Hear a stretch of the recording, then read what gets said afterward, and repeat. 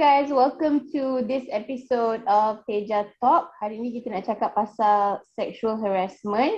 Kalau sebelum ni kita cakap pasal topik-topik yang macam kita nak tahu kan. So this week untuk Scarlet Teja ni, macam biasa kita ada Nia, Atika and kejap lagi Jihan akan join us juga. So untuk episod ni kita nak tanya soalan-soalan yang macam kita teringin nak tahu. Sometimes benda tu kita tertanya-tanya tapi kita tak tahu mana kita nak salurkan kan. So hopefully this episode of Teja Talks akan dapat bring some light untuk topik sexual harassment ni, sebab I know personally I ada banyak soalan juga.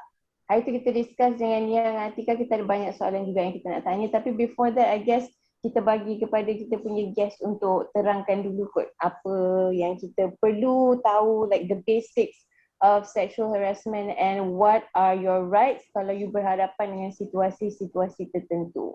So for this episode kita punya guest Munira Najiha, who is a legal practitioner. So I guess I'll pass it over to Munira to explain more about what you do in this area. Okay, hello, hi, assalamualaikum semua. My name is Munira Najiha and I am a legal practitioner. I have been practicing for 7 years and currently I'm managing and running my own firm lah.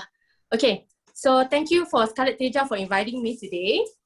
And hari ni I difahamkan kita punya topik berkenaan dengan sexual harassment, isn't it? Yes. Okay. So sexual harassment tu sendiri, dia punya definisi tu sendiri sebenarnya I tak payah cerita pun you all dah tahu. Apa-apa juga perlakuan yang orang lain buat kepada you are not comfortable with, you rasa terganggu, you rasa terancam, you rasa benda tu bahaya kepada you, benda tu dah jadi sexual harassment. Benda tu I tak payah cerita definisi yang hebat-hebat pun. You sendiri dah boleh tahu benda tu. Okay? So, tapi cuma orang tak tahu bila diorang dah kena sexual harassment, apa tindakan yang diorang perlu buat. Itu je. Betul tak? Sebab kalau you sendiri berada pada situasi you rasa seseorang tu telah melakukan sesuatu kepada you dan you rasa benda tu sangat terganggu, sangat terancam. You dah tahu benda tu is a sexual harassment. But what to do after that? Apa step should be taken? Kan? Kemana saluran yang betul you kena pergi? Benda-benda tu yang orang tak aware. Jadi benda-benda tu adalah sangat penting. Okay? For the sexual harassment ni sebenarnya, dia ada beberapa degree sexual harassment ni. Sebenarnya kalau ikutkan undang-undang, tak ada akta yang very specific cover on the sexual harassment itself. Tapi sexual harassment offence ni, dia di-cover lah di bawah kanun kesesaan. Pendekatan dia tu di bawah kanun kesesaan. Jadi kita boleh tengok kalau kita nak tahu macam mana, apa jenis sexual harassment yang terjadi kepada mangsa tu, kita kena tengok degree dia. Jadi ada beberapa degree lah kita kena tengok. First kali kita tengok degree dia sama ada seseorang tu bila dia kena diperlakukan gangguan seksual, sama ada seksual dia berbentuk sentuhan. Okay kan? Meraba, pegang private part dan sebagainya. Jadi benda tu kanun keseksaan kata dia boleh jatuh bawah section 354 iaitu cabul. Jadi dia punya section tu dia tak ada akta spesifik tapi cover up bawah kanun keseksaan. Okay, jadi kalau ada sentuhan secara fizikal, dia boleh jatuh bawah kanun keseksaan section 354, boleh kena hukuman penjara, boleh sampai 10 tahun, kemudian boleh kena penjara, boleh kena sebat kan. Dan kemudian kalau contoh kita tengok degree yang bawah sikit. Okay, sexual harassment ni selain daripada fizikal, dia boleh juga dari segi percakapan. Okay. So macam contoh orang cakap benda-benda yang bahasa-bahasa lucah, kesat kepada kita yang sampai kita rasa macam kita annoying dengan benda tu, kita rasa benda tu terancam kepada kita kan, kita rasa kita tak comfortable dengan benda-benda macam tu, yes, tak selesa. Dan benda tu pula boleh jatuh bawah section 509 kanun keseksaan. Hukumannya pun ada penjara, ada denda dan ada sebat. Tapi sebenarnya kita tak nak cerita sangat banyak pasal benda tu. Kita cuma kena tahu sebab I punya pendekatan pada hari ni, when I agreed to join this sharing talk ni, I punya pendekatan adalah I nak bawakan satu kesedaran kepada orang ramai berkenaan dengan sexual offence. Sexual offence ni bukan saja sexual harassment, banyak lagi sexual offence yang boleh kita coverkan benda-benda ni. Dan saya percaya kita sebagai adult, kita orang dewasa, kita tahu bila orang buat satu perbuatan kepada kita, kita dah tahu dah benda tu salah. Orang tu buat salah dan kita in control of our own body kan. Tapi benda yang kita jarang sangat tahu adalah apabila mangsa tu bukan dari kalangan orang dewasa. Kanak-kanak pun boleh kena tahu sexual harassment. Dan banyak sangat kes-kes yang dikendalikan kan mangsanya adalah kanak-kanak. Jadi bila kanak-kanak ni diorang tak tahu diorang ni adalah mangsa sebenarnya. Di sebalik senyuman diorang, di sebalik diorang main basikal, diorang tak tahu sebenarnya diorang ni adalah sebenarnya mangsa kepada gangguan seksual ataupun sexual offense. Jadi I punya pendekatan adalah I nak bagi awareness ni supaya kita sebagai masyarakat ni kan, kita tahu bahawa kita bukan saja menjaga diri kita tapi kita kena jaga sekeliling kita. Okay? Alright. I kind of have a question. I'm sorry if I'm jumping the Nila, but does that mean like is it necessary to have proof while the thing is happening, or is it enough to have a witness, or is it enough that macam sebab you said macam we know it happened to us, but like is it enough that I know? Do you know what I mean? Kena ada bukti ke?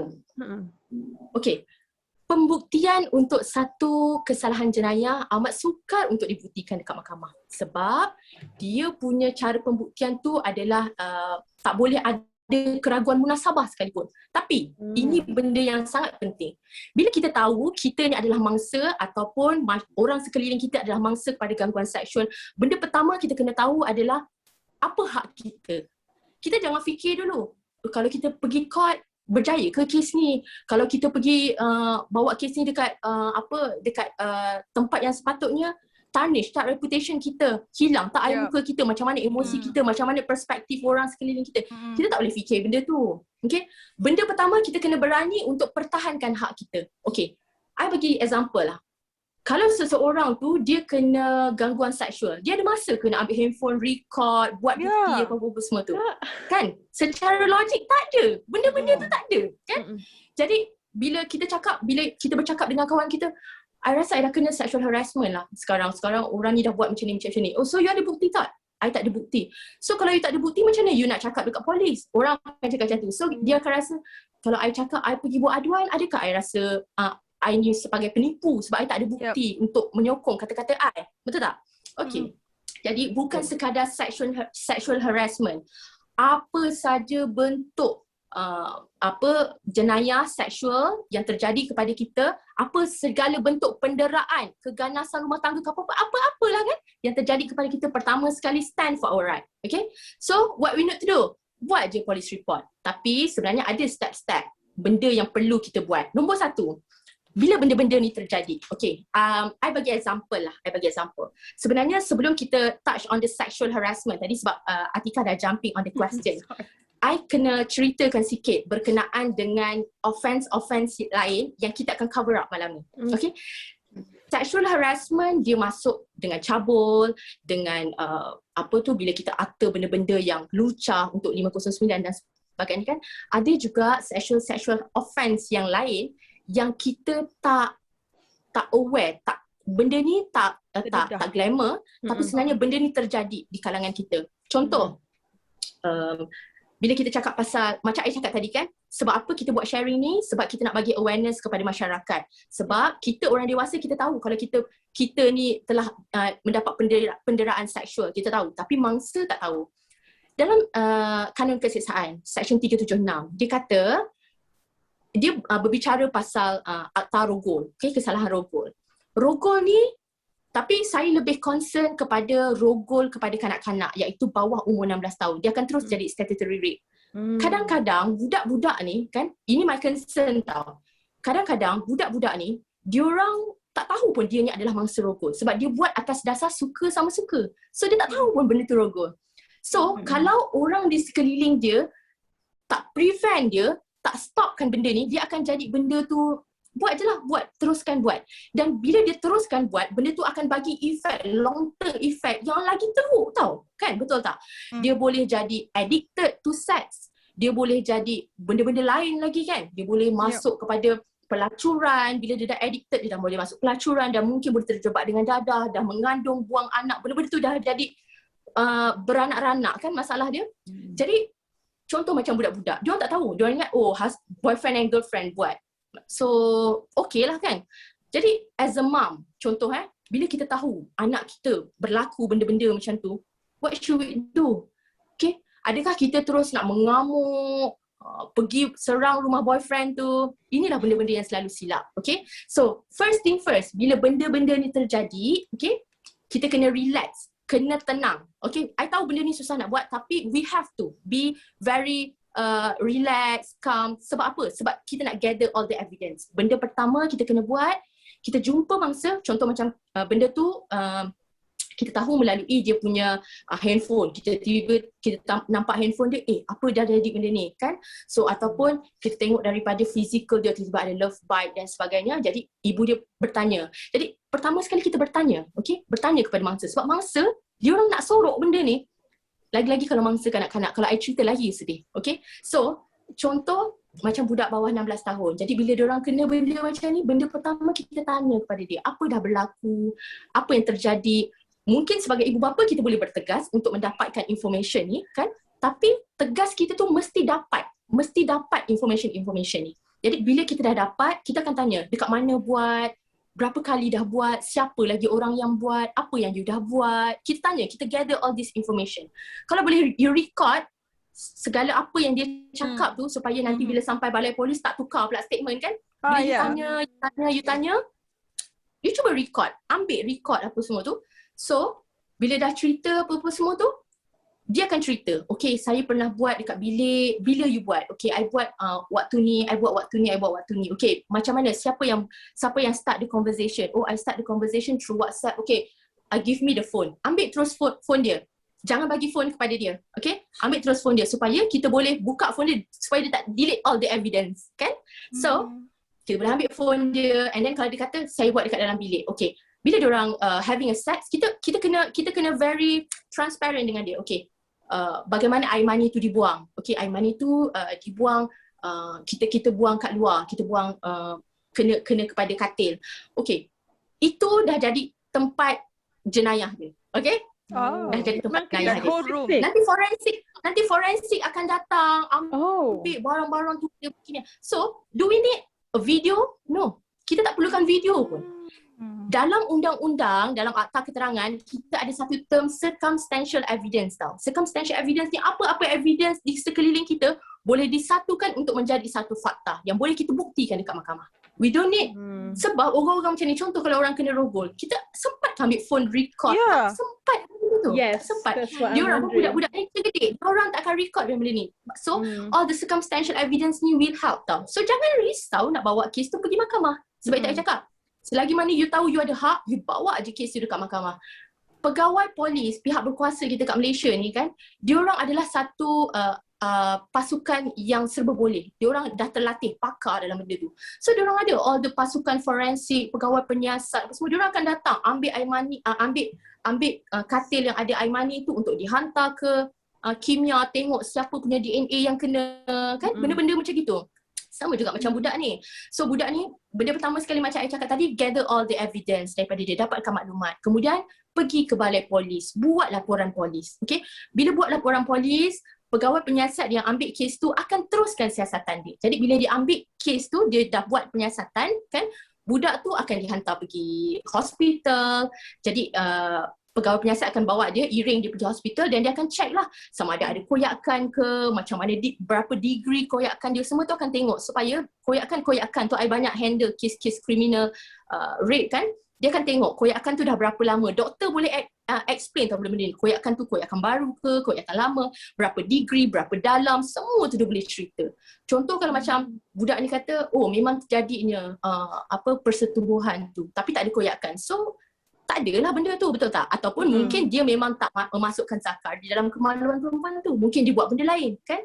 So kita kena dapatkan information ni, and then biarkan polis membuat kerja-kerja dia. I think benda tu adalah sangat penting sebab orang sekarang ni, diorang sangat takut bila diorang kata kita tak ada bukti nak bawa benda ni. Ataupun satu kesalahan yang sangat-sangat ibu bapa buat ni sekarang. Contoh I ada satu kes di mana dia punya mangsa adalah budak kecil. Jadi bila budak kecil ni OKU tau, autism. So dia tak dapat berfikir dengan baik sangat. Pelaku dia adalah orang tua yang sangat tua. Okay? Jadi dia tak sure apa yang orang tu buat kepada dia adalah satu gangguan seksual kepada dia. Kan? Dia tak faham benda-benda tu. Jadi bila dia kantoi dengan mak dia, budak tu kantoi dengan mak dia tanya, lepas tu mak dia pergi serang atuk tu. Serang, marah. You ingat bila you pergi serang dekat rumah pelaku tu, you pergi serang dekat rumah dia, kemudian baru you nak pergi buat police report, dia datang balik nak tangkap, hilang lah tu. Betul tak? So kenapa you nak pergi, kenapa you nak buat ambil alih kerja polis, pergi dekat rumah tu, pergi cari dia, maki hamun, suruh dia mengaku, baru you pergi buat police report. No, benda tu tak perlu. Itu biarkan polis yang pergi tangkap dia. You kena buat benda ni dalam keadaan yang you ada strategi. Okay? So even if the pelaku is someone we know, like kan sometimes these things happen in families kan. Like even if the pelaku is like you know, like the child's father or something like that. This is why it's important to believe the victim, sebab biasanya I nampak case macam ni, the parents will try to approach the perpetrator sebab dia cakap we need to hear from both sides. You know, you know, if kita percaya saja cakap budak ni, mungkin dia buat cerita. Okay, so this is why ada sekarang ni banyak cuba dinaikkan awareness tentang you must first believe the victim, and then go through the necessary step to find out whether it's true or not, because truthfully you don't have the necessary you know, avenue kan. You pun tak tahu, you just tanya boleh attack ataupun you boleh tanya je. Kalau orang tu tipu, so lebih baik serahkan kepada orang yang pakar lah, doktor hospital and then police. So tadi recall balik, bila dah ada suspek benda tu, dengar cerita tu, rakam dia punya confession tu, and then jangan tamper with evidence dekat kawasan yang benda the sexual intercourse berlaku, supaya boleh gunakan tu sebagai evidence later, circumstantial evidence, right? Yes. Then after that terus pergi dekat polis, buat report, and then polis akan bawa ke hospital, and from there akan ada medical check up untuk check berapa lama benda tu berlaku, and then kalau ada penetration, ada koyak ke apa, semua tu boleh dijadikan bukti. Jadi kena bertenang lah. Yang paling jangan buat adalah pergi attack. Tapi okay, untuk soalan, I think untuk lebih jelas, bila kita cakap pasal budak, umur berapa yang kita kata, okay, ini kira budak, whatever sexual intercourse you jalankan, walaupun suka sama suka, it is still considered as rape sebab you are considered as underage. Umur berapa? Bawah 16 tahun. Oh, kat Malaysia 16 tahun? Ataupun memang seluruh dunia 16 tahun? Dia 18 tahun. Kalau kan budak ni umur dia adalah 18 tahun dan ke bawah. Tapi dari kanun keseksaan dia kata kalau rape, hubungan seksual kepada bawah daripada 16 tahun kan, benda tu dikatakan statutory rape lah. Okay, so atas kanak-kanak kata itulah umur dia. Sekarang ni macam ni, back to the artikel punya question tadi kan, ada satu question yang sangat bagus. Saya rasa benda ni perlu diberi penekanan. Contoh, macam benda tu berlaku di dalam rumah, pelakunya adalah orang yang tinggal sebumbung dengan diorang. So mungkin kalau dah buat police report, balik orang tu ada dekat rumah kan bahaya pula kan. Okay, sebab itu I cakap negara kita ni sangat protect tau budak-budak ni.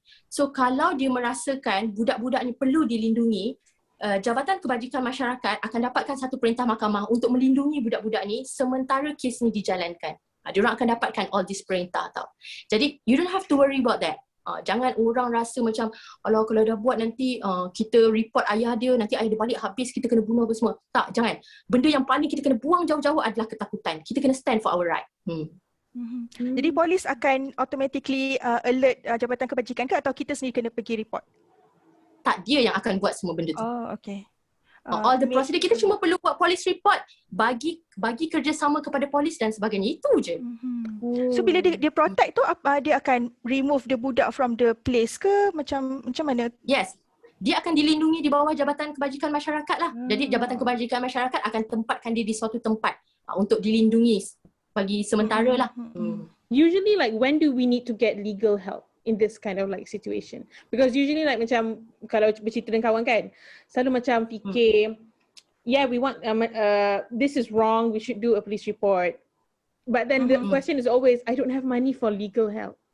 Like when do we need to get legal help, or when do we let the police do the work? Okay, another good question. Okay, I pernah, ini I nak bring back the memories lah. I pernah tengok satu drama tau. Cerita ni sebenarnya very cliche. Dalam cerita tu dia kena rogol masa dia budak-budak lah, masa dia kanak-kanak. Dan kemudian after dia dirogol, dia belajar bersungguh-sungguh sebab dia nak jadi lawyer. Bila dia jadi lawyer, dia kerja dekat satu firma guaman, lepas tu dia kata, saya jadi lawyer sebab saya nak mempertahankan hak saya di mana masa kanak-kanak saya mendapat penindasan ataupun itulah dirogol lah masa kecil. Jadi benda tu sebenarnya tak betul. Dia macam ni. Bila seseorang ingin membawa kes dia rasa dia adalah mangsa dan dia ingin membawa kes dia tak perlukan peguam pun. Sebab bila you pergi kepada balai polis, you buat report, pegawai penyiasat akan ambil alih kes you. Pihak penyiasat lah, pegawai penyiasat akan ambil alih kes you. Kemudian kes you tu akan dibawa ke pendakwa raya. Sepanjang prosedur di mahkamah, you will be represented by the prosecutor. You don't need a lawyer. Tapi sebagai kanak-kanak, mereka ada hak untuk minta peguam pendamping. Jadi kalau contoh dia kata dia nak peguam pendamping tu, nanti dia orang akan maklumkan kepada Yayasan Bantuan Guaman. Untuk Yayasan Bantuan Guaman, hantarkan satu peguam pendamping kepada dia. Dan sekiranya, tapi ini yang paling terbaik lah kan, tapi sekiranya you rasakan you memerlukan advice daripada yang pakar, yang pengamal undang-undang, you sentiasa boleh mendapatkan khidmat peguam untuk mendampingi you, untuk assist you sepanjang prosedur tu sebagai peguam pemerhati. Sebagai contohnya, ini banyak benda-benda terjadi. Kebiasaannya orang kalau buat police report kan, kita buat police report kadang-kadang elemen jenayah tu kita tak masukkan secara cukup-cukup tau. Jadi benda-benda tu boleh menyebabkan kes tu tak dibawa lebih jauh. Sebab dikatakan elemen-elemen tak cukup rempah dia, tak cukup bahan-bahan dia tu. Jadi kes tu tak diteruskan. Tapi kalau you dapatkan perkhidmatan guaman, peguam akan beritahu, this is the fact that you need to inform to the police, benda ni kena ada dalam police report, fakta-fakta ni you kena nyatakan dan sebagainya. So benda tu akan cukup rasa dan perasa dia. Jadi benda tu boleh pergi jauh. Jadi kalau you berkemampuan, sekiranya you berkemampuan, you boleh mendapatkan perkhidmatan guaman. Tapi sekiranya tak berkemampuan, tak ada masalah. Negara kita menjaga kepentingan semua orang. Justice still will prevail. So usually the problem is people don't know macam yang cakap tadi lah, like people don't know what to do next kan. Padahal benda ni dah ada dalam sistem. Alright, sorry, what were you saying? Okay, tadi ada cakap kalau kanak-kanak memang boleh entitled for peguam pendamping lah. Maksudnya kanak-kanak ni 16 tahun ke bawah lah. Kalau orang yang atas 16 tahun ke atas, memang kita sebolehnya rasa macam kalau adults dia can afford it ke ataupun akan tahu. Tapi I rasa it's also important to highlight juga sebab sebenarnya ramai juga adults yang tak berapa nak aware. Kalau adults nak peguam pendamping untuk dapat nasihat kan, memang tak ada option untuk free ke atau ataupun ada.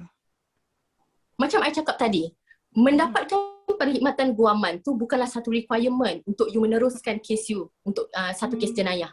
Jadi sebenarnya tak ada keperluan, tapi sekiranya you berkemampuan, lebih baik mempunyai satu legal advisor yang boleh advise you berkenaan undang-undang ni. Banyak je kes-kes dekat mahkamah ni diorang tak pakai pun peguam pemerhati ke peguam pendamping. Bila you memang benda tu berlaku pada you pergi je dekat balai polis ni, saya memang telah dirogol, lelaki ni memang telah memasukkan kemaluan ke dalam kemaluan saya, benda ni berlaku dekat sini tanpa kerelaan saya. Dah cukup dah dia punya ingredient.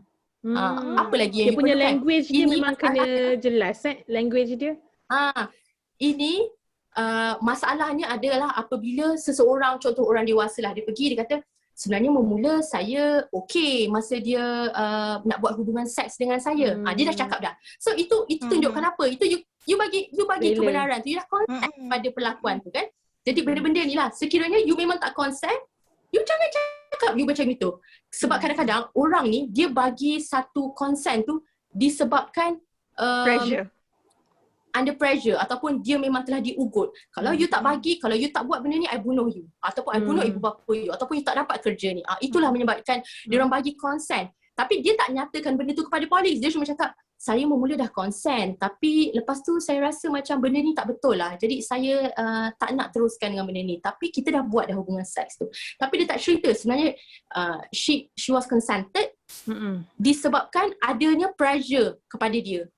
Adanya ugutan kepada dia. Kalau ugutan tu kan macam very obviously that it's wrong. Tapi kalau macam in cases of grooming, Maknanya group dia macam gunakan macam now there have been few cases where people are using their power as like teachers or like seniors or whatever. So like atau walaupun kalau dia tak mention sekalipun, kalau you tak buat benda ni, I failkan you. Even kalau dia tak mention, there's this unspoken pressure. Kalau you ada power, macam kalau you employer and I'm your employee, of course I'm concerned about getting fired ke, affected my punya prestasi. Kalau you cikgu, I student, of course I'm concerned about markah. Ataupun it's just a matter of cultural pressure yang silent punya. So I tahu macam bila orang kita tu punya bos buat lawak lucah kan. Dia cikgu takkan lah dia ni ada tak tahu macam tu lah. So macam mana kalau that kind of pressure, that kind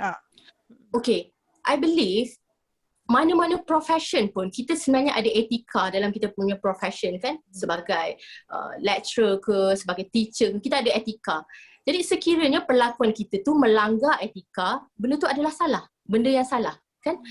Jadi untuk sebagai seorang guru ataupun sebagai seorang pensyarah, sebagai majikan dan sebagainya, kita dah follow etika tu. Kalau etika tu dah melampaui batas dan benda tu memang terjadinya sexual harassment ataupun terjadinya sexual offence, jadi benda tu adalah satu kesalahan. Okay? Jadi dia tak adalah satu akta spesifik mengatakan guru ni tak boleh berkata-kata macam ni. Tapi kita benda tu memang etika yang mengatakan you tak boleh mengeluarkan kata-kata lucah, you tak boleh invite budak-budak kepada membuat suatu kelucahan, betul kan? Jadi kalau budak-budak tak selesa, itu adalah you dah melanggar etika. So apa yang student perlu buat? Student perlu report benda tu. Jadi bila dah report, apa tu pihak atasan kena buat siasatan lah kepada guru tu, betul tak benda ni terjadi dan kena ambil tindakan. Jadi kita tak bolehlah biarkan benda ni macam you tak ada bukti and itu cikgu you kena dengar dia. Tak boleh macam tu. Dia ada etika, you kena ikut. Semua profession kita ada etika. Sebagai manusia, apa-apa yang melampaui norma kita, benda tu semuanya adalah salah. Betul tak? I suka bila you guna perkataan simple tak selesa tu. Maknanya enough as in benda tu buat you rasa tak selesa pun is enough to warrant a report. Yes. I love that. That is so reassuring. And kalau tak ada penetration of sexual organ, sexual parts pun, kalau macam just pegang saja atau just verbally saja pun, kalau kita terasa tak comfortable with that, pun boleh buat report dekat polis, right? Sebab itu I cakap tadi, sexual offence ni dia ada degree dia sendiri. Kalau kita nak cakap pasal 376 rape, dia mesti ada penetration tu. Daripada kemaluan lelaki, zakar tu masuk kepada wanita punya. Itu boleh jadi rape. Tapi kalau contoh macam pegang-pegang, dia boleh kita cakap pasal mencabul kehormatan bawah 354, still a sexual offence. Kalau dia cakap dia macam tu, cakap benda-benda lucah, dia hantar video-video lucah kepada orang tu, dia boleh jadi 509. Okay? Itu dari segi perkataan. Ataupun contoh kalau macam dia groom orang tu, okay, macam contoh dia buat satu live macam ni kan, kita buat live and then kita invite kanak-kanak masuk dalam live tu, kita cakap benda-benda lucah, kita invite dia untuk melakukan perkara-perkara lucah di luar norma, benda tu kita boleh jadikan pengantunan kanak-kanak. Okay? Kemudian kalau contoh kita do something yang sampai budak-budak tu memegang barang-barang sulit dia, kita tak ada touch dia tau, tapi dia sendiri yang pegang ataupun kita sendiri yang pegang orang dewasa tu yang memegang kemaluan dia ke apa-apa ke yang menggairahkan, yang menyebabkan budak tu pun buat benda yang sama, dia boleh jadi amang seksual. Macam flasher apa semua tu boleh jadi amang seksual. Jadi banyak, kita tengok degree dia. Mana satu yang cukup rempah, kita masukkan dalam section tu. Jadi apa-apa saja pun kita akan tengok daripada perlakuan dia. Bila sebut dalam rempah ratus ni, bahasa yang kita gunakan tu bahasa saintifik ke atau boleh guna macam nenen dia kena macam tu? Kalau tak ajar this is breast, bawah tu vagina, ada parents yang ajar anak-anak, okay ni nenen, bawah tu bebet, ataupun bunga. Adakah kalau mau masuk dekat dalam mahkamah untuk jadikan kes, dia jadi void sebab not the actual term? Tiada masalah, itu hanya penggunaan bahasa sahaja. Tapi I rasa banyak orang dah cakap kan, untuk kanak-kanak ni kita kena educate dia dengan benda-benda macam ni. This is the part yang orang tak boleh this is your body, this is like orang tak boleh sesuka hati. Jadi kita kena beritahu benda-benda ni awal-awal dekat dia. I rasa sex education kepada anak ni is very important supaya dia tahu apa yang orang buat kepada dia tu adalah salah. Yang tempat yang tak sepatutnya semua tu adalah salah. Jadi dia orang tahu, bila dia orang tahu dia beritahu dekat mak dia. Atuk ni buat macam ni dekat kita lah. Okay. So mak dia boleh buat bertindak sewajarnya. I rasa sangat benda-benda ni sangat penting sebab budak-budak ni kadang-kadang dia orang rasa benda tu adalah kasih sayang. Betul tak? Kadang-kadang dia orang tak tahu pun benda ni adalah it's wrong. Kadang-kadang dia orang rasakan benda tu adalah kasih sayang dan bila dia buat benda tu adalah okey. Macam kes yang saya handle sebelum ni, dia rasa benda tu okey. Kalau mak dia tak tahu benda ni, benda tu akan jadi long term. Tapi disebabkan Allah nak tunjuklah mak dia tahu dan mak dia pergi buat police report. Sekali benda tu memang betul. Syed, bila macam saya cakap tadi lah, ada circumstantial evidence. Pergi dekat rumah orang tu dapat tengok CD lucah semua tu. So tanya anak dia, memang pernah tengok benda ni? Memang pernah tengok. Dia boleh cerita balik apa yang berlaku dalam CD-CD lucah tu. So benda tu jadi amang seksual. Amang seksual, this is a new term. I tak pernah dengar amang seksual tu. Dia maksudnya apa? Amang seksual tu adalah satu perlakuan di mana dia macam cabul kan, tapi cabul ni untuk orang dewasa, untuk kanak-kanak. Okey, ini benda yang paling important. Untuk kanak-kanak kita ada satu akta yang menjaga, memelihara kanak-kanak tu sendiri untuk satu kesalahan-kesalahan seksual. Nama dia kesalahan-kesalahan seksual kanak-kanak lah.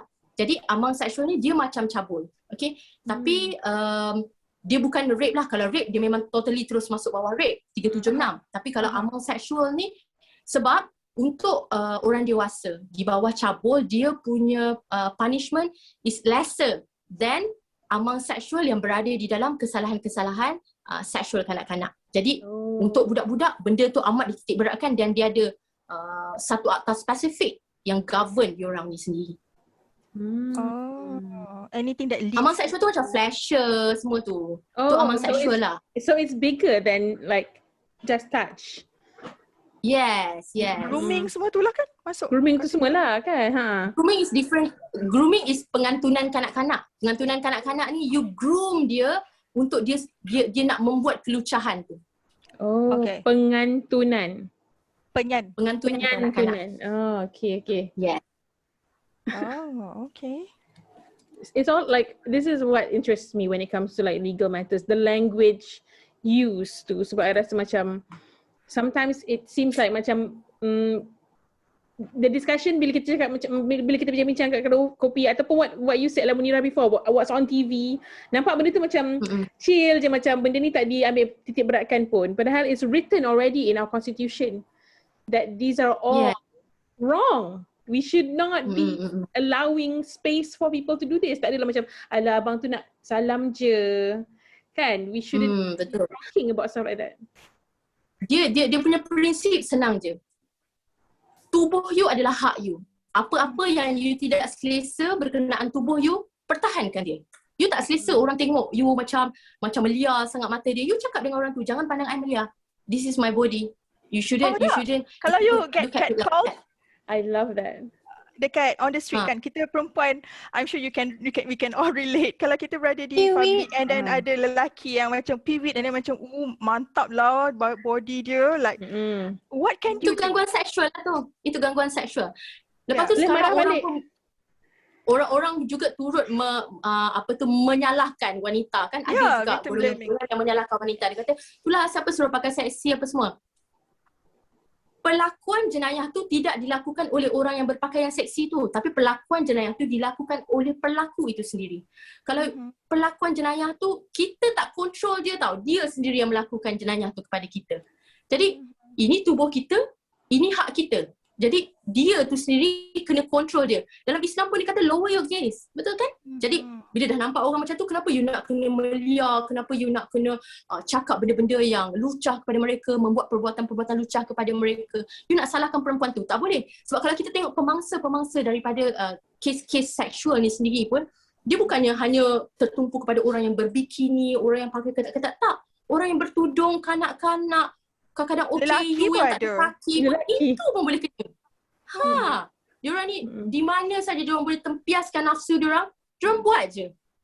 Boleh tak you recommend, okay, kalau kita berada dalam situasi macam tu, kena cat call.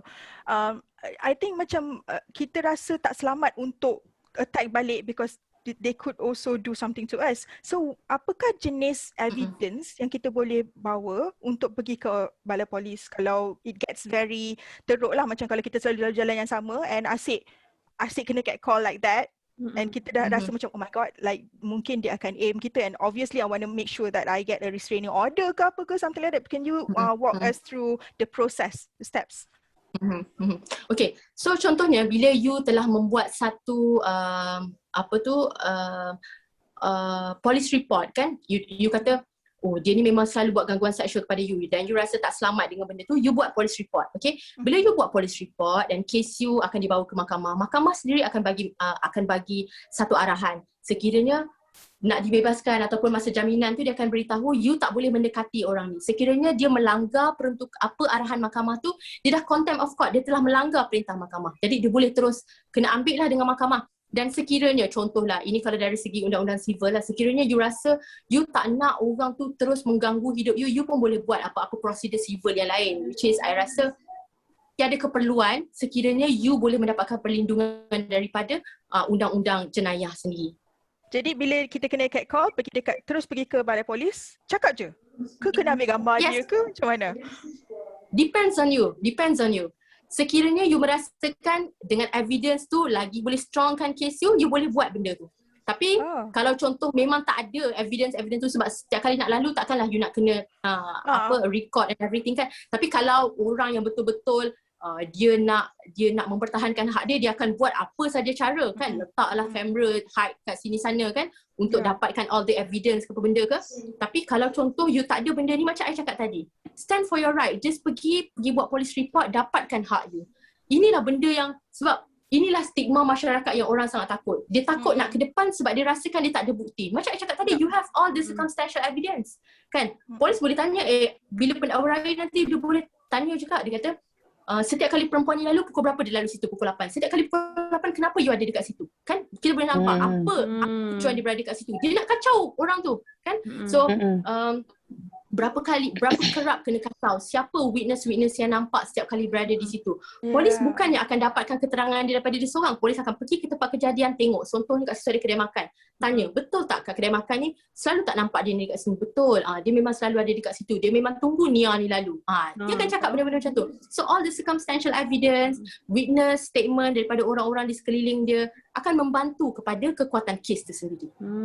And I know, I know this is kind of like repeating, but so itu kalau macam a stranger kan. Biasa kalau dalam corporation kan, dalam an organisation, company ke, usually the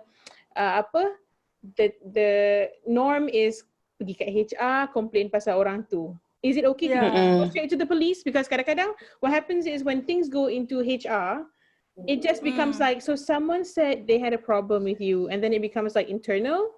Would it be okay to just like, I'm just going to go to the police, I don't feel comfortable? Would it be okay? Depends on what you want. Okay? Sebagai satu contoh, orang sekarang dia macam ni. Sebab itu I cakap tak ada apa-apa akta yang betul-betul peruntukan, akta undang-undang yang betul-betul govern this sexual harassment, contohnya in the office kan, benda-benda banyak terjadi in the office. So tak ada satu akta yang govern dalam tu. Tapi ada kod amalan akta pekerja yang menjaga diorang ni. Contohnya untuk penjawat awam, diorang ada kod diorang sendiri. Untuk swasta kita gunakan akta kerja kan. Jadi benda-benda ni ada. Dia kata kalau adanya terjadi gangguan seksual ni, kita perlu maklumkan kepada majikan ataupun HR lah dan sebagainya. Kita kena maklumkan dan mereka kena buat siasatan terperinci. Jadi bila dikatakan siasatan terperinci itu, memang company tu kena buat. Dia tak boleh lah you pergi lepas tu HR tu kata, alah benda sikit-sikit je, tak payahlah besar-besarkan. Apa yang you boleh buat kalau HR you kata macam tu? You terus pergi dekat labor office, you inform diorang, kenalah denda RM10,000. Pergi ke orang tak buat tadi terkat. It's an offence tau tak? Sorry tadi office apa? Pergi ke office apa? Labor office. Labor office. Faham. Okay. I rasa itu masalah dia sebenarnya dekat corporations. Memang selalunya orang akan takut nak report. Satu. Nombor dua, kalau dia report, orang-orang HR tu usually adalah same level dengan dia punya superiors yang macam dulu belajar sama-sama ke apa ke. So ada faktor melindungi kawan dia tu. Macam alah dia memang macam tu, daripada zaman belajar dulu dia memang macam tu, dia memang suka usik orang.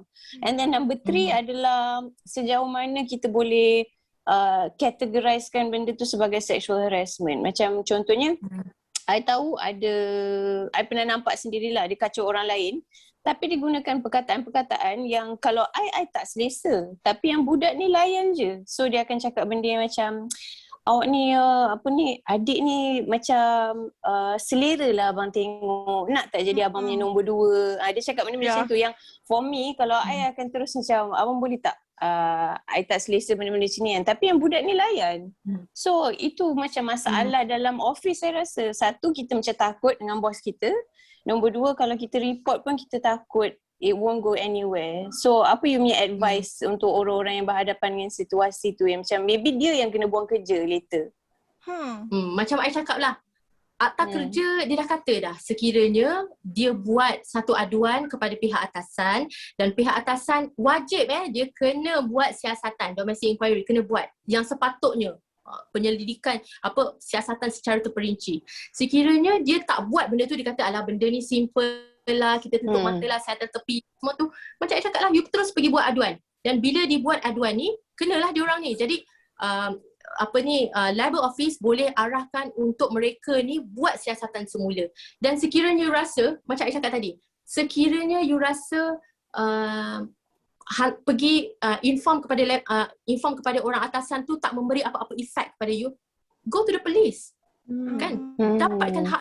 You rasa benda tu adalah satu ketidakselesaan kepada you, always go to the police. Okay? So banyak sebenarnya kes-kes yang majikan tu sendiri rasakan macam kalau kita panjang-panjangkan kes ni, kesian kat budak tu, dia tu ada family, benda-benda ni dia macam nak cover budak-budak ni. Jadi benda tu sebenarnya tak boleh berlaku. Dan bila kita tak tahu sendiri bahawa kita ada another channel untuk kita pergi untuk panjangkan benda ni, jadi orang akan terus terdiam dan melalui hari-hari dia seperti biasa dengan penuh rasa. Sebab kan sexual harassment, sexual offense semua ni, dia akan memberi banyak impact tau kepada mangsa tu sendiri. Psikologi, trauma, lepas tu dia akan jadi murung, dia akan depression dan sebagainya. Benda-benda ni sangat serius tau sebenarnya kalau berlaku. Sama juga macam I cakap tadi, macam jenayah rogol kepada kanak-kanak kan, bawah 16 tahun. Walaupun dia dalam kategori suka sama suka, I pernah handle a case kan, budak tu jadi addicted kepada seks, tahu tak? Jadi dia boleh buat seks secara sangat sehari 5 orang, sehari 6 orang. Dia boleh buat benda tu because she is really addicted tau. Dia dah jadi addicted. Jadi kalau benda tu kita tak prevent kan, kita tak stopkan benda tu akan menjadi satu masalah yang lain lagi. Dan contoh macam dia akan jadi trauma juga bila dia tahu, bila dah besar sikit dia dah boleh aware dengan apa yang berlaku sebelum ni. Dia boleh jadi trauma, dia boleh disisihkan daripada masyarakat, dia boleh jadi lebih teruk lagi. Jadi apa-apa pun yang berlaku di kalangan kita, tak kira lah apa-apa juga sexual offense yang berlaku kepada kita ni layman je. Kita tak tahu term-term law term, apa sebenarnya akta-akta yang melindungi kita. You don't even know what is among sexual is, right? So you tak tahu benda-benda tu, tapi you tahu benda tu adalah salah. Bila orang buat telegram, letak budak-budak banyak-banyak dalam tu, groom dia orang untuk jadi gay ke apa benda ke kan, untuk abang angkat, adik angkat dalam tu, groom dia orang apa semua tu, you tahu benda tu adalah salah. Jadi you have to report. Kita tak perlu menjadi mangsa untuk kita membuat laporan. Kita hanya perlu menjadi satu masyarakat yang prihatin sahaja. So macam kalau kawan kita cerita pasal dia punya abuse happening, like that usually kan wives suka nak cover for the husband ataupun macam ni, and we know, so we can go. Of course, you boleh membuat. Kita perlu menjaga masyarakat di sekeliling kita. Tidak dia tak ada requirement mengatakan sekiranya jenayah seksual tu berlaku, si mangsa lah yang kena buat report. Tak perlu. Pengadu it can be anyone. It can be anyone. Tapi benda tu akan jadi lebih complicated ke kalau kita sebagai orang luar yang report kan, sebab kita lagi jauh daripada source, kita dengar cerita dia je. So kita lagilah tak ada bukti, tak ada yang circumstantial evidence tu, kita tak tahu kat mana nak dapatkan. Okay, dia akan jadi masalah apabila si mangsa tu sendiri tak nak bagi kerjasama. Jadi kalau contoh, your friend tell you that saya dah kena abuse dengan my husband, ataupun anak I sebenarnya dah kena penderaan seksual dengan my husband, dia cerita benda-benda ni dekat you kan. Jadi you kena bagi awareness ni kepada dia. You kena beritahu dia apa right dia sebagai woman. You nak simpan lagi ke orang lelaki macam ni dekat dalam rumah. You kena stand for your right. You kena fikirkan masalah kepada anak you ni. Kan? Benda-benda ni you kena, dia tak boleh menjaga seseorang suami yang macam tu dan tidak berlaku ketidakadilan kepada anak dia. Jadi dia kena protect anak dia. Anak tu nak membesar, panjang lagi usia dia. Jadi dia kena adalah benda tu. Jadi kita sebagai rakan, kita sebagai masyarakat, kita kena create awareness ni kepada dia. Kita kena support dia. Kan? So kalau orang bercerita kepada kita, kita memang kena support. Kita tak boleh jadi orang yang judge dia. Macam mana benda ni boleh jadi kat rumah? Takkanlah you tidur tak kunci pintu. Kita tak boleh menyalahkan, mencari kesalahan. Benda ni adalah stigma yang paling orang takut. Bila cerita, dia akan jadi persepsi yang tak pandai jaga anak, ataupun itulah siapa suruh kahwin dengan orang ni. Dulu mak kau dah tak kasih kan, yang kau kahwin juga kenapa? Kau dah tahu dia macam ni. Kita tak boleh menyalahkan. Kita kena cari solution kepada benda-benda tu. Yeah, I think it's interesting juga Azaria ada mention tadi macam kalau kita rasa tak comfortable tapi ada orang lain yang okay je, layan je that kind of harassment. Nanti orang kata orang tu okay je, you yang sensitive, you know. You yang pelik. Yeah. Personally, I rasa benda ni inilah antara sebabnya kita perlu ceritakan pasal benda ni, raise awareness sebab ramai orang yang tak sedar pun benda tu adalah salah. And I personally pun sebelum ni I ingatkan okay, kalau dah ada penetration, that's rape. Kalau tak, then it's just harassment biasa yang macam maybe we need to tegur biasa je. Rupa-rupanya kalau dekat dalam office kita boleh dapatkan hak sampai ke labor office. So benda ni as much as it is a stigma, it's also a systematic issue juga yang kita as a society. So that's why lah kita kena cakap pasal benda ni selalu supaya lebih ramai sedar. Kita pun sendiri akan sedar supaya kita tak buat benda-benda macam ni. Kadang-kadang macam kalau kita ingatkan kita borak-borak sama kawan je, rupa-rupanya kawan kita tak okay. And kita pun macam lah, like if we think about it, baru kita rasa macam oh my god, that's inappropriate. But because it has been so normalized in our society, kita rasa macam alah, itu cara dia nak beramah mesra. Kau kan tahu dia memang macam tu. So yeah, you know, like kita rasa because we really rasa tak comfortable, rasa macam ya ke aku je ke. Sebab I sangat suka apa Munirah cakap tadi, the fact that our body is our right. That I think that part kita selalu sangat lupa.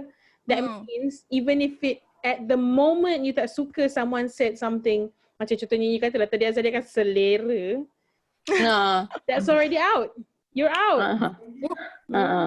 Tapi I rasa it has to do a lot with society yang you cakap tadi tu kot. Sebab benda-benda yang menghalang orang report selalunya adalah benda yang orang normalizekan dalam masyarakat kita lah. Selalunya orang kaitkan dengan Melayu, tapi I rasa not necessarily Melayu. I rasa just Asian ke ataupun mana-mana dalam dunia pun sama. Yang macam dia family you, takkanlah you nak outkan you punya own family member. Takkan tak boleh selesaikan dalam rumah sendiri, yang tu satu. Lepas tu yang kedua adalah orang normalizekan benda bergurau-bergurau yang sexual punya jokes ni. Padahal it should not be okay. Dia tak patut jadi benda normal. Tapi unfortunately dalam masyarakat Melayu dan Islam, dia benda yang normal. So that's unfortunate. I rasa that's an unfortunate fact. Dan itulah benda-benda yang membuatkan orang akan takut nak ke depan, takut nak take control of dia punya body, walaupun body dia adalah dia punya right.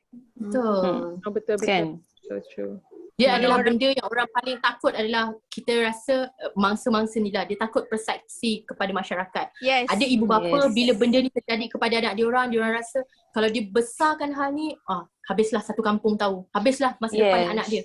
Tak boleh, dia tak boleh fikir benda tu. Sebab bila mangsa ni berada dalam sesuatu kes gangguan seksual ataupun kesalahan seksual, anak dia jadi mangsa, banyak pihak yang akan take part untuk menyelesaikan perkara ni. Diorang akan bagi counselling, diorang akan bagi treatment kepada diorang untuk budak-budak ni meneruskan kehidupan dia bila dewasa seperti orang biasa balik. Diorang perlukan counselling, support apa semua ni. Tapi ibu bapa diorang tak boleh nak bagi semua benda ni kan.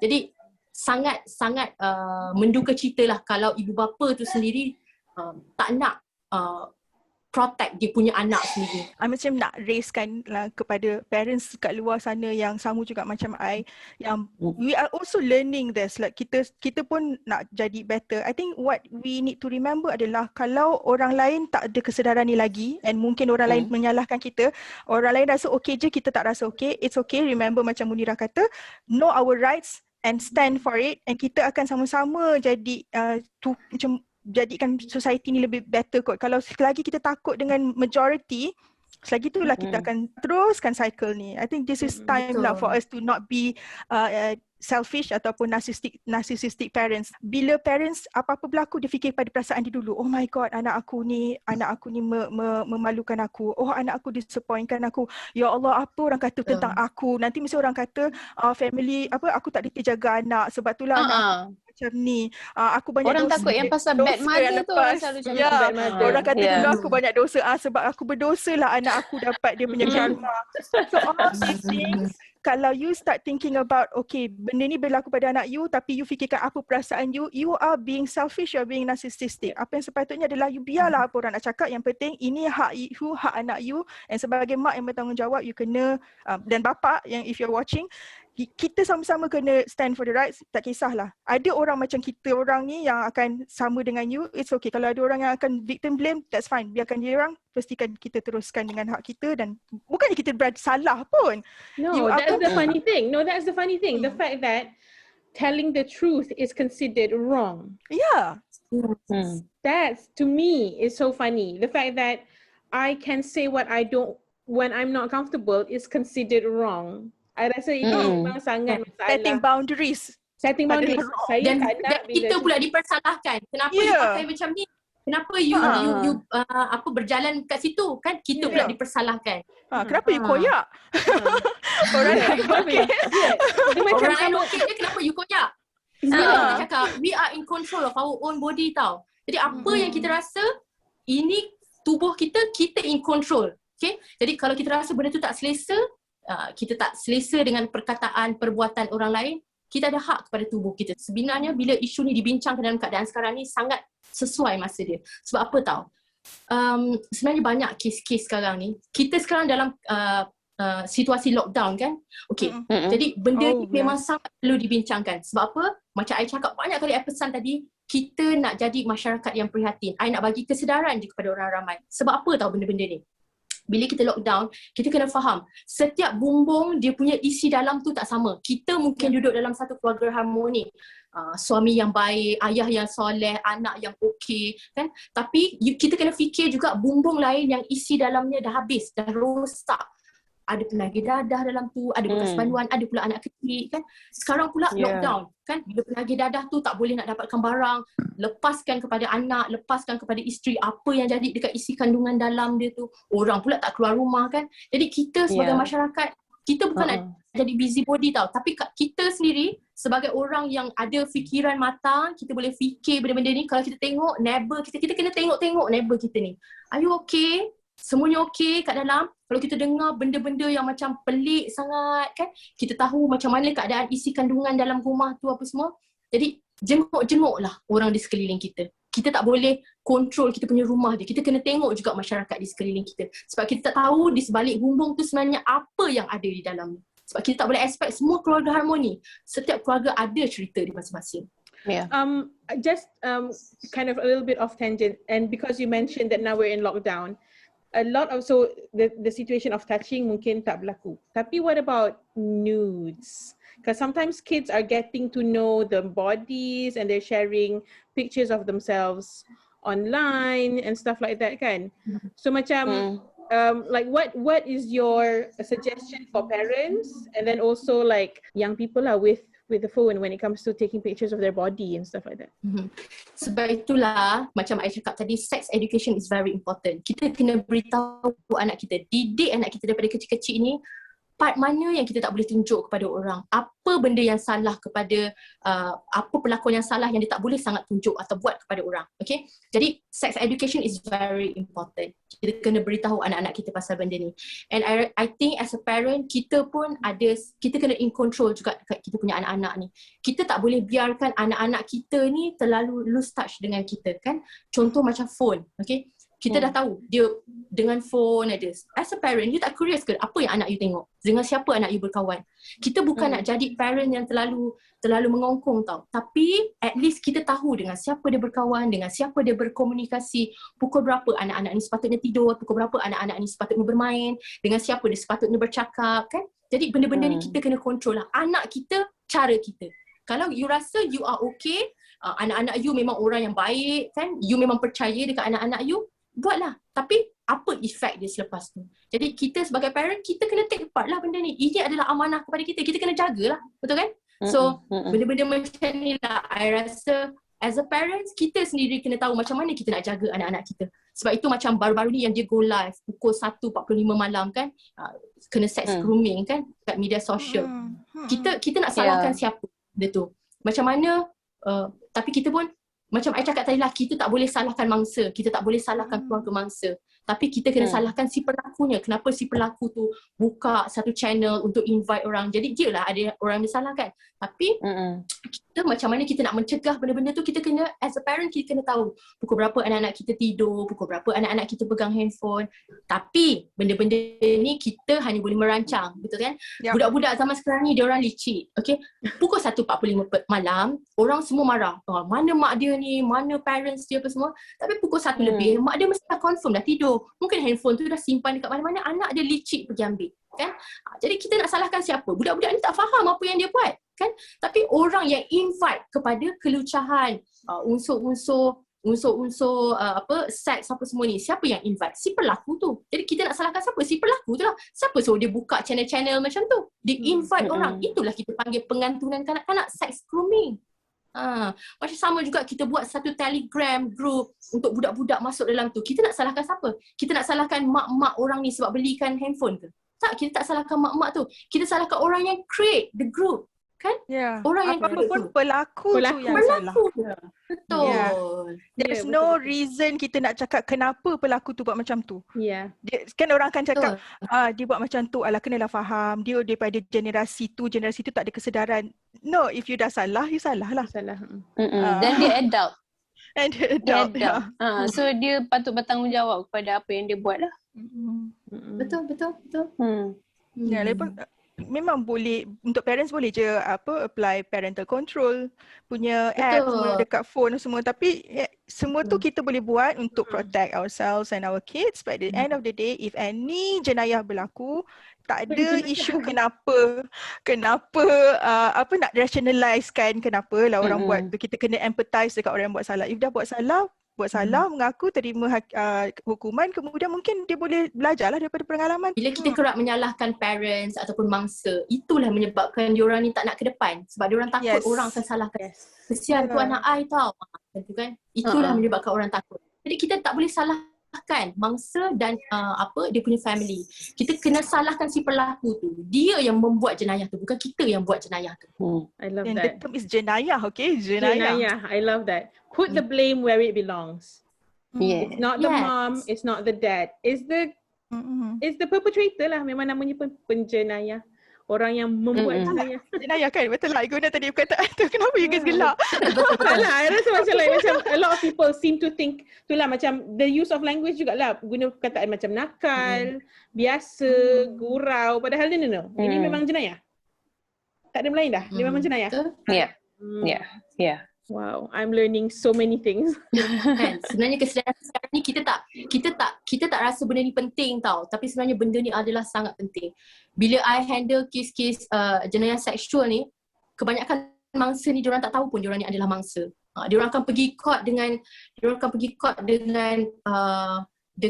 muka yang biasa, tak bersalah. Macam tak ada apa-apa yang terjadi sebab diorang tak faham apa yang terjadi kepada diorang sebenarnya. Kesian lagi-lagi kalau melibatkan kanak-kanak lah. I sangat kesian. I sangat sympathize kepada family dia. We really need to push for sex education ni, bukan saja untuk victim tau, and also untuk kita sendiri jangan buat benda macam tu. Dan kadang-kadang kalau kita tengok orang yang buat salah ni, bila kita dah raise this issue, dia masih lagi tak klik yang benda tu salah. Dia macam masih tak compute, like, apa salahnya? Aku okay je, walai okay je, kenapa tiba-tiba tahun ni pula kena kan? Macam additionally, I rasa macam Yes? Macam I cerita tadi tu lah pasal statutory rape. girlfriend and boyfriend. Dia rasa benda tu okey je. Okey je having sex kan dengan boyfriend girlfriend. Okey je. Tanpa dia tahu benda tu sebenarnya adalah satu jenayah rogol. Dia tak perasan benda ni. Awareness is very important. You must have control on your own body. You must stand for your right. You mesti berani, tak boleh rasa takut dengan apa yang terjadi. You kena stand for your right. Itu je yang paling penting. Berani. Okay, I think kita boleh masuk ke segmen quick fire round. So any of us akan tanya soalan. If at any point you rasa macam soalan tu tak cukup untuk jawab sikit je, you nak explain lebih, dipersilakan. Okay, so this is the first question for the quick fire round. Benarkah jika seseorang itu berumur 16 tahun, kita panggilkan kanak-kanak 16 tahun ke bawah, jika dia have sex, dia terus dikira sebagai rape? Maksudnya itulah kanak-kanak tak boleh cakap yes. Walaupun dia cakap yes, saya nak, jom buat, itu tak boleh dikira sebagai consent sebab dia 16 tahun ke bawah. Betul atau tidak? Betul. Okay. Di bawah kanun kesiksaan, Seksyen 376D, dia memperuntukkan sekiranya perlakuan hubungan seksual tu berlaku di bawah untuk kanak-kanak di bawah umur 16 tahun walaupun dengan kerelaan, tetap dikira sebagai rogol. Okay. Boleh, soalan kedua. Bolehkah, ini untuk adults ya, so tadi kita dah tahu 16 tahun ke bawah memang takkan, non-negotiable. Tapi kalau dia berusia 17 tahun ke atas, maksudnya dia dah dikira bukan kanak-kanak lagi dalam law, now we talk about consent. Bolehkah kita cakap yes in the beginning tapi midway kita change our mind and tarik balik consent? Adakah dia legit ataupun tak boleh dikira sebagai sexual harassment ataupun rape ataupun apa-apa sebab daripada awal kita dah consent? Bolehkah kita ubah fikiran kita midway? Boleh. Kita ada hak kepada tubuh badan kita. Di ketika mana pun kita ada hak kepada tubuh badan kita. Sekiranya kita memberikan consent under pressure, kita diberikan satu tekanan untuk membuat consented to the act, kan? Jadi benda tu, consent tu tidak digunakan pakai. Jadi benda tu tak okey. Okay, simple je. Selagi mana kita tahu itu adalah hak kita, kita pertahankan je. Okay. Anyone? Alright. Kalau kita dapat dick pics ataupun the terms today, dick pics, what should we do? What's the first thing that we should do? Make a police report. Go straight to police, hantar tulis ni nombor orang tu dan terus cakap je. Yes. Saya pada pukul berapa, jam berapa, di mana saya berada, saya telah mendapat satu pesanan ringkas melalui aplikasi WhatsApp dari nombor sekian ni, dan nombor ini telah menghantar kepada saya satu gambar lucah, iaitu apa gambarnya, dan itulah report dia. Nanti pegawai saya akan siapa di balik nombor telefon, dan kita pun ada SKMM yang boleh berikan segala maklumat ni. Okay, tadi you mention pasal SKMM ni MCMC lah kan? Ya, betul. Oh, okay. Because I nampak dekat Twitter, kalau tak salah, cara-cara untuk report dekat MCMC. So I'm planning to share that dekat page Sekolah Teja nanti. So boleh multiple reports lah kan? Maknanya boleh multiple reports. Kat SCMC pun boleh report, kat polis pun boleh report. Betul. Watching porn in Malaysia, legal or not legal? Okay, sekiranya kanak-kanak yang menonton video lucah itu atas pujukan ataupun ajakan daripada orang dewasa, ia adalah merupakan satu kesalahan di bawah kesalahan-kesalahan seksual kanak-kanak. Tapi sekiranya orang dewasa yang menonton tontonan lucah tersebut, okay, still tak okay. Still tak okay kerana itu adalah berbeza ataupun menyalahi norma seseorang itu. Jadi still not okay lah. Benda tu adalah something yang sick kan, benda yang gross, you nak tengok lagi benda tu. Tapi undang-undang tiada undang-undang spesifik yang mengatakan itu adalah kesalahan sekiranya orang dewasa menonton dan sebagainya. Tapi benda tu boleh menyebabkan kepada satu lagi jenayah yang lebih dahsyat. Bila dia terlalu menonton, dia akan addicted kepada benda-benda tu, dia akan buat satu jenayah kasar kan, apa semua. Saya pun nak mention sikit even as a husband and wife pun boleh terjadi kesalahan seksual. Ada dalam penal code. Bila si suami itu membuat satu seksual kepada isteri dia menggunakan kekerasan, itu pun tak dibenarkan undang. So husband and wife ada right tak untuk nak cakap no dan dia boleh ambil tindakan ke wife Okey, tu? sekiranya seks tu dilakukan, okey, boleh menyebabkan kecederaan dan boleh menyebabkan kematian. Okey, maksudnya satu seks yang kasar lah yang dibuatkan.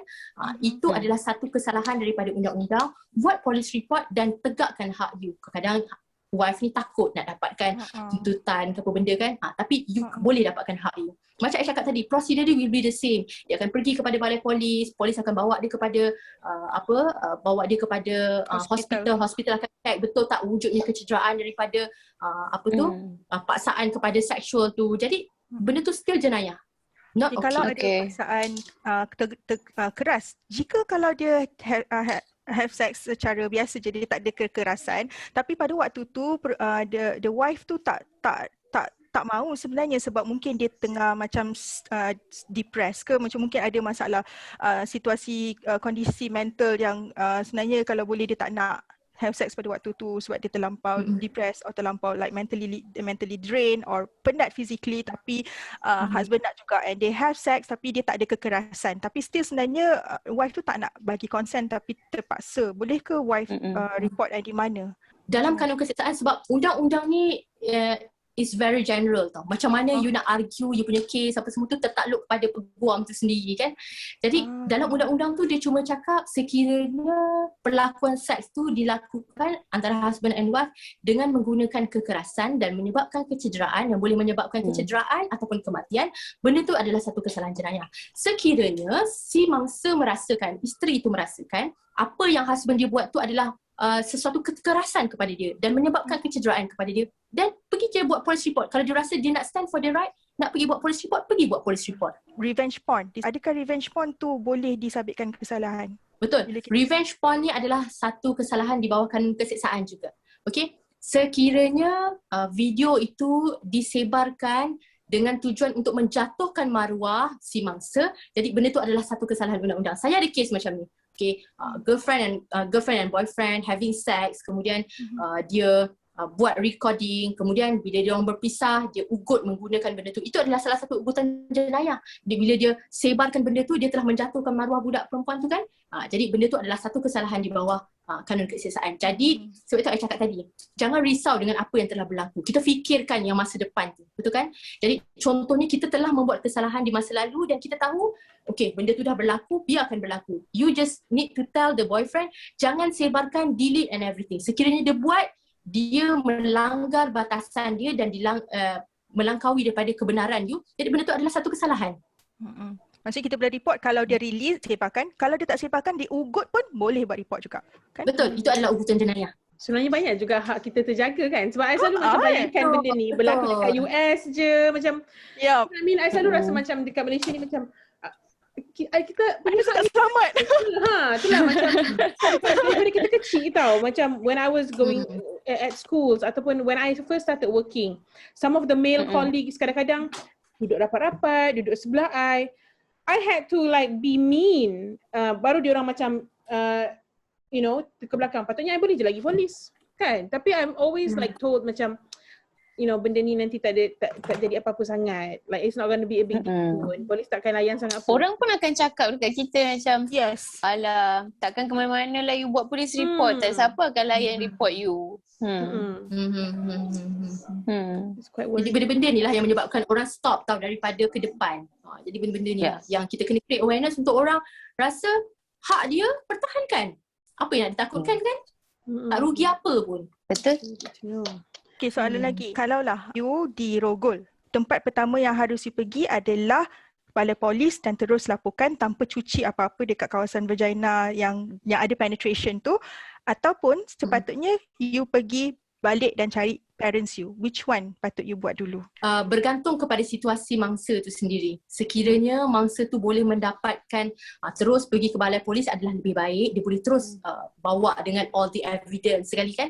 Tapi sekiranya dia merasakan dia tak tahu apa nak buat, polis jauh, yang paling terdekat adalah ibu bapanya dan ibu bapanya memang boleh melindunginya, balik kepada rumah dia, beritahu kepada ibu bapa tu bawalah anak tu pergi ke balai polis untuk membuat aduan ataupun laporan lah. Jadi dari segi perlu tak cuci vagina tu apa semua tu, itu sebenarnya tiada isu, memandangkan sekiranya dia dibawa ke hospital, pihak hospital akan buat swab tau kepada dia punya vagina tu untuk tengok sekiranya ada kesan-kesan air mani di dalam tu. Jadi diorang akan buat swab, diorang akan hantar ke kimia lah, jabatan kimia untuk cek siapa DNA, kepunyaan DNA siapa air mani tu. Jadi tak ada isu sebenarnya. Okay, next question. You hanya boleh buat report jika ianya berlaku dalam masa terdekat. So, maksudnya kalau you kena rape dalam masa 1 hari, 2 hari tu je you boleh buat report. Kalau dah contohnya sebulan kemudian, you dah tak boleh buat report sebab it's not valid anymore. Betul ke? Tiada halangan masa untuk mangsa itu mempertahankan hak dia. At any time, pergi je buat report. Tak kiralah lambat ataupun cepat, selagi mana you adalah mangsa, tampillah, buat laporan polis dan pertahankan hak dia. So memang we have to empower victims, kan? I feel like this is the theme for tonight.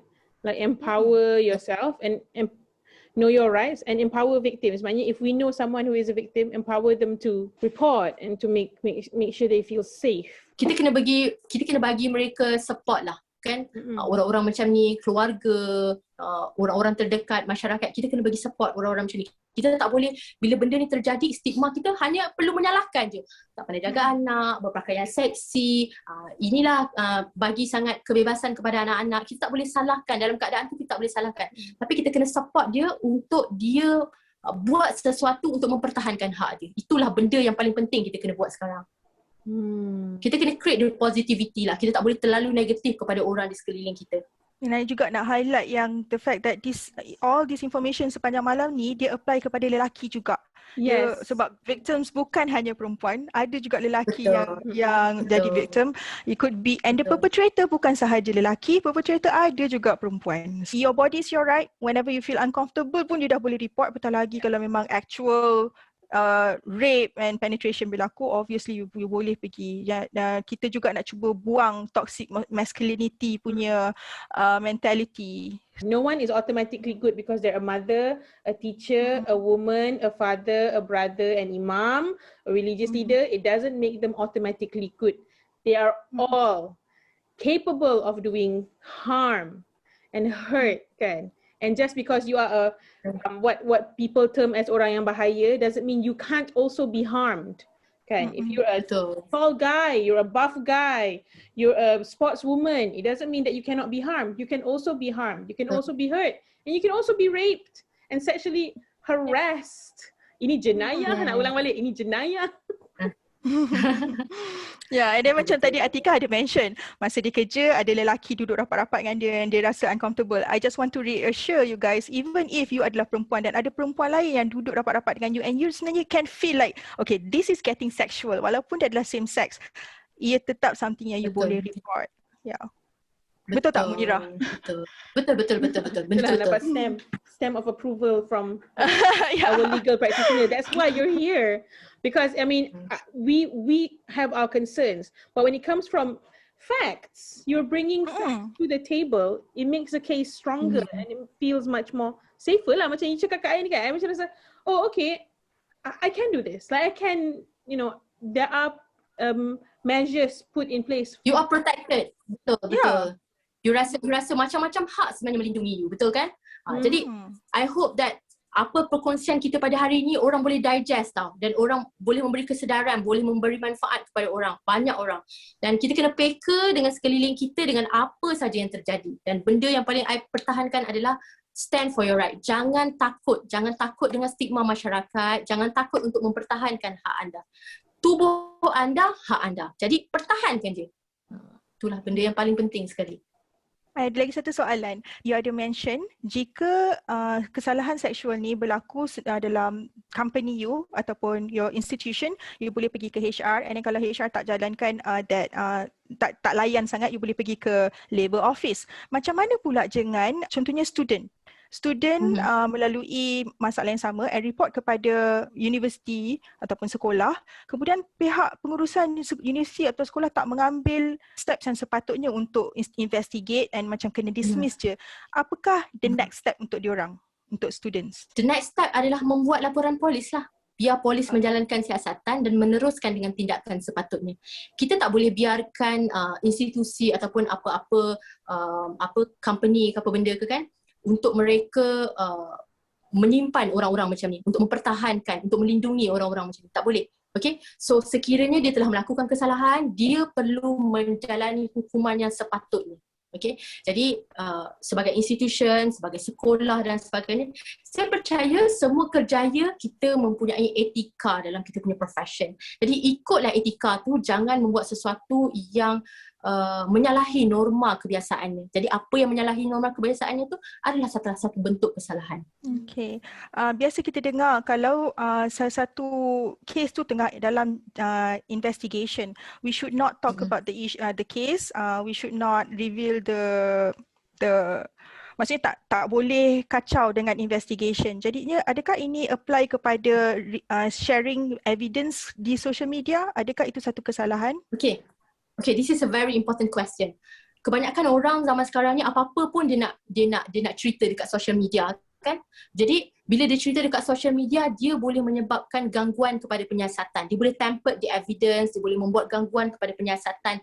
Dan sekiranya benda itu tidak betul, contohlah dia gagal untuk mempertahankan kesnya di mahkamah, contoh sekiranya kan, dia pun boleh menyebabkan dia pula kena saman atas dasar defamation, fitnah dan sebagainya. Jadi apa gunanya kita menyatakan perkara tersebut dekat social media sekiranya kita mempunyai saluran yang betul untuk kita pergi. Social media apa orang boleh buat? Apa netizen boleh buat? Tapi kalau kita pergi polis, dia boleh buat siasatan, dia boleh buat pertuduhan dan sebagainya. Tapi kalau kita pergi netizen, kita pergi kat media sosial, apa yang kita boleh dapat? Jadi hentikan daripada membuat sharing yang tidak bermanfaat di social media supaya benda-benda ni tidak mengganggu proses penyiasatan. Macam mana kalau ada orang dia share benda tu dekat social media sebab dia nak dapatkan macam backup lah. Contohnya macam ada orang share kat Twitter, lepas tu baru dia tahu, ramai orang cakap dia orang pun melalui benda yang sama dengan pelaku yang sama. Yang mana kalau dia tak come forward, dia tak post kat Twitter, dia takkan tahu, dia ingat dia seorang-seorang je, so dia takut nak report. Jadi itu yang menyebabkan dia ke depan untuk membuat report, betul tak? Yes. Jadi dia bergantung kepada situasi. Sekiranya apa yang dia buat tu boleh menyebabkan ada lagi pihak-pihak yang boleh ke depan untuk bersama-sama dia dalam perjuangan untuk memperjuangkan hak dia tu. Jadi benda tu pergi kepada positif lah. Apa-apa saja yang kita buat ni dia ada pro and cons dia, betul tak? Ada benda yang baik, ada benda yang tak baik. Tapi personally speaking, sekiranya you tanya I rasakan benda tu boleh tamper the evidence. Kalau kita share too much kan, kita share banyak sangat perkara-perkara kat media sosial, benda tu boleh tamper the evidence. Tapi sekiranya sharing dia tu hanya sekadar create awareness untuk mencari siapa lagi mangsa-mangsa, I rasa tu tak ada masalah. Kita kena tahu what is the limitation untuk kita share dekat media sosial. Tapi kalau sekadar untuk sharing, I rasa benda tu memang tak diperlukan. Gunalah saluran yang betul untuk you dapatkan hak you. Yang pelaku tu dia boleh gunakan benda tu ke untuk nak attack kita balik dari segi defamation ke? Of course, boleh.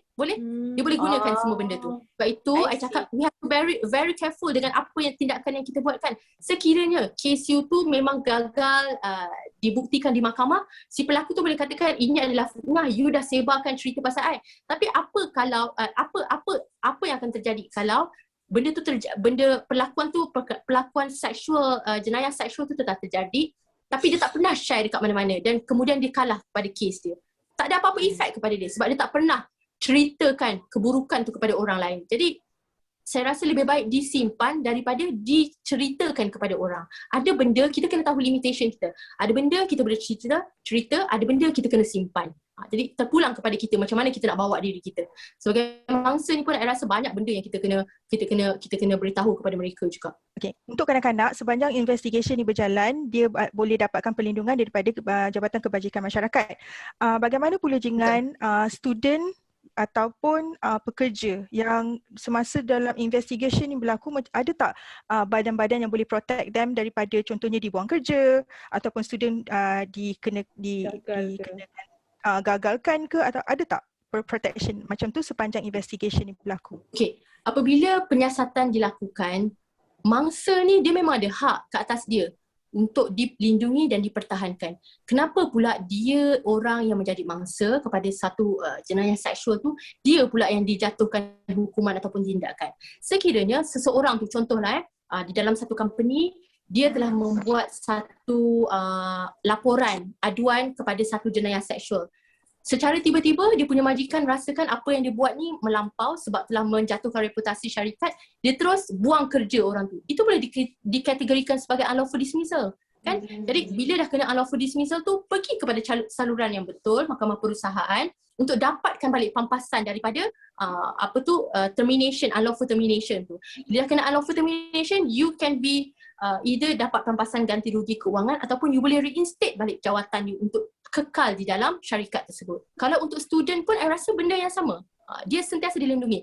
Saya rasa tiada apa-apa peruntukan undang-undang yang mengatakan dia boleh dibuang kelayakan sebagai seorang pelajar apabila dia membuat satu aduan berkenaan salah satu jenayah, salah laku seksual lah yang berlaku ke atas dirinya. Itu adalah salah satu termination ataupun dismissal, unlawful dismissal. So dapatkan ganti rugi bagi benda-benda tu. Buat satu civil claim kepada mereka. Kita boleh guna pula channel civil procedure untuk melindungi dia. This is such an eye-opening session because I feel like sebelum ni bila kita fikir, oh nanti what if jadi macam ni, nanti block, macam ni block. But when kita tanya you and you give us the reassurance that kita always ada hak, kita always protected. Like macam mana you rasa takut pun, dia ada tempat lain lagi yang kita boleh fight for this juga. Wow, okay. Betul. Okay, selain ini pun boleh saya boleh saya kongsikan sedikit lah. Selain daripada seseorang pelaku penjenayah itu dihukum di bawah undang-undang jenayah, okay, bila hukuman tu telah berlangsung kepada dia, what will happen to the victim? Mangsa tu, apa yang berlaku kepada dia? Benda tu telah terjadi kepada dia. Pelaku tu telah dijatuhkan hukuman, kan? Apa yang terjadi kepada dia? Jadi dia juga ada peruntukan di bawah undang-undang untuk mendapatkan ganti rugi dengan apa yang telah dia lalui, trauma ataupun kecederaan yang dialami, ataupun sekiranya disebabkan perkara-perkara itu dia telah menjatuhkan reputasi dia dan sebagainya.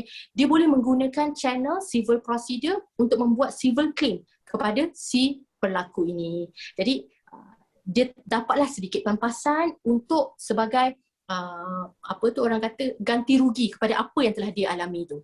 When it comes to healing mental health, adakah bila kita go through investigation ni akan ada dapat free counselling session ke atau macam mana? Kebanyakan mereka, sekiranya mangsa-mangsa ni adalah bawah umur, mereka memang akan mendapat sesi kaunseling. JKM akan uruskan segala benda-benda ni. Dan juga kita sendiri, kalau sekiranya orang dewasa yang mengalami menjadi pemangsa kepada jenayah seksual, kita juga mempunyai banyak jabatan-jabatan. Kita ada Kementerian Wanita dan sebagainya.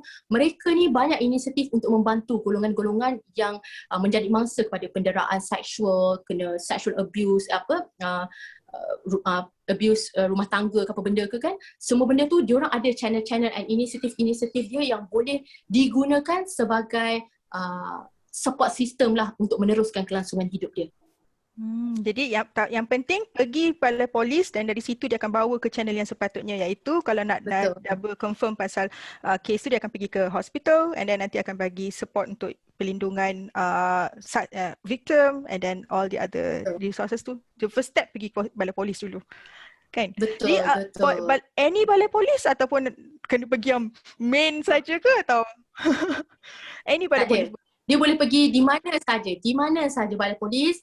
Mereka tiada hak untuk tidak menerima laporan yang dikemukakan oleh si mangsa, dan sekiranya balai polis tersebut merasakan kes tu perlu di-refer kepada balai polis yang lain, diorang sendiri yang akan channelkan benda tu.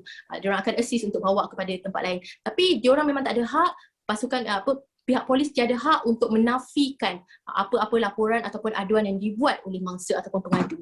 You rasa feel safe tak sekarang apabila dengar benda ni? You feel safe, protected. Yeah, I rasa safe, protected, and also it makes me think of how I need to speak. again. Yes. Like macam when people say things to me, I rasa uncomfortable because there is such an excuse. People always excuse these behaviors kan, macam kita cakap tadi kan. So I'm now rethinking my scripts.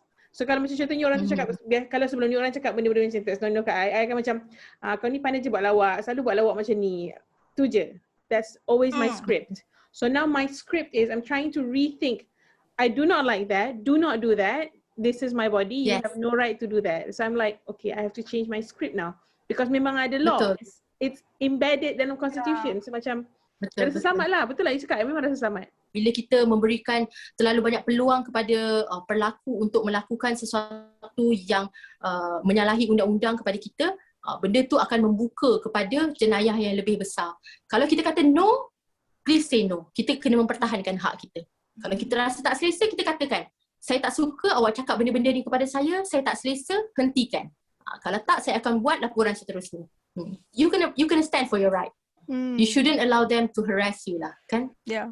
One of the reasons why I started this Scarlet Teja project is because I realized that I have been raised in a society yang very macam ni lah, normalize benda-benda yang tak berapa sihat ni. I inherit a lot of these ideas yang I pun excuse, walaupun sekarang ni nampak macam okay aku stand, but this is me actively trying to educate myself, actively to unlearn the things that I dah biasa selama ni. So I want to take a lot more people with me in this journey, because I'm not saying that Scarlet Teja is a place where you get all answers. This is a process for us, and that's why our slogan adalah learn, unlearn and relearn. So kita dapatkan ilmu, kemudian kita tahu apa yang tak sesuai, so kita unlearn benda-benda yang kita inherit daripada nenek moyang kita yang tak elok tu. Yang elok kita bawa lah kan, tapi kalau dia tak elok, it's time to unlearn this habit and then kita relearn balik habit yang baru. So I personally would say that this is a personal journey of mine that I want to share with a lot of you guys. That's why I started this, and then I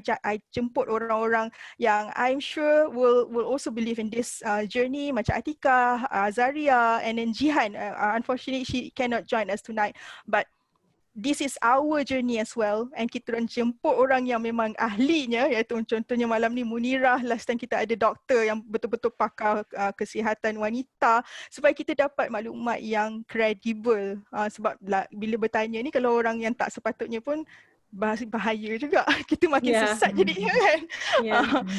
Itulah. So thank you so much kalau siapa-siapa yang menonton, dan jika anda ada soalan-soalan lagi, salurkan ke kami di Facebook page Scarlet Teja. Kami akan pinkan satu link Google Form. Di situ anda boleh bagi soalan atau bagi pendapat atau mungkin just nak share you punya situation ke apa, because Scarlet Teja ni kita nak jadikan dia a safe space for people to question things yang mungkin kalau you tanya family, it's not very welcoming. Mungkin you tak berada di dalam situasi atau keadaan yang menggalakkan you untuk bertanya, atau you tak ada resources untuk mendapatkan jawapan yang sebenarnya. So soalan-soalan ni kita akan bawakan ke segmen-segmen dan orang-orang yang sepatutnya. We help you dekat situ, and dekat Google Form tu it's gonna be anonymous. You don't have to reveal siapa you.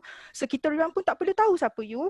As long as we can together learn. Mungkin ada benda yang kita orang tak terfikir, you guys perlukan, we'll bring it to you. Hopefully this is a beneficial movement lah. Keep learning, kita sama-sama learn, and then jika ada apa-apa yang rasa nak tanyakan dekat Google Form tu. Okay?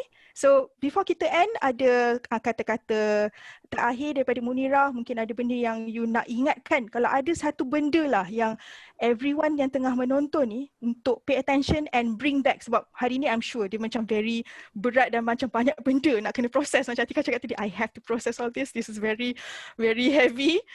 Satu benda yang mungkin kalau kita boleh pegang lah daripada yang malam ni punya sesi. I harap perkongsian I pada hari ini, I bukanlah pakar, tapi I berkongsi berdasarkan daripada pengalaman I, supaya I rasakan apa yang I cakap ni telah memberikan satu manfaat kepada orang yang mendengar. Dan I nak terapkan kat sini, kita sebagai manusia ni, kita perlu menjadi satu masyarakat yang prihatin dengan siapa pun di sekeliling kita. Kita tengok juga orang di sekeliling kita, selamatkan orang di sekeliling kita. Dan kita juga kena berani untuk mempertahankan hak kita. Our body is our right. So, pertahankan itu dan jangan takut untuk menegakkan keadilan. Itulah yang benda paling penting sekali kita nak kena terapkan kepada setiap individu. Okay, so I think that's all for today. Thank you so much for watching. Kalau rasa sesi ini berguna, kami harap anda share video kami supaya lagi ramai boleh capai, boleh dapat this info dan kita sama-sama boleh belajar lagi. Untuk pengetahuan juga, The Scarlet Teja Project ada di juga ada Instagram account, kami juga ada di YouTube, kita ada Facebook page dan juga kita ada TikTok. Jadi followlah kami di mana-mana, nama kami sama je, The Scarlet Teja Project. Jika ada apa-apa cadangan ataupun apa-apa feedback yang anda ingin berikan kepada kami, again it's the same link dekat dalam Google Form tu, it can be anonymous, boleh sharekan, tapi because of the anonymous juga, kami perlu juga set boundaries jika ada apa-apa macam cyberbullying ke, any inappropriate messages ke, hate ke apa ke, kami akan of course, sebab kita nak jadi lebih baik kan, we are not going to tolerate that. Mira, do you have any would you like to be invited to more talks, or is there any way for people to reach out to you maybe because they see you know, you're someone that they can trust? Do you have a Instagram or Facebook or whatever? Okay. Sekiranya ingin mendapatkan apa-apa nasihat daripada saya ataupun ingin bercakap dengan saya, mendapatkan pandangan dan sebagainya, boleh terus ke Facebook rasmi saya, Munirah Najihah Amoy, ataupun melalui Facebook rasmi firma saya, Tetuan Munirah Najihah & Co. Dan boleh utarakan apa-apa juga pendapat ataupun permasalahan isu kepada saya. So that's all for tonight. Stay safe, take care, jaga diri dan jaga keluarga, jaga sekitar dan sama-sama kita mencegah daripada jangkitan COVID. Selamat malam, salam sayang, Scarlet Teja.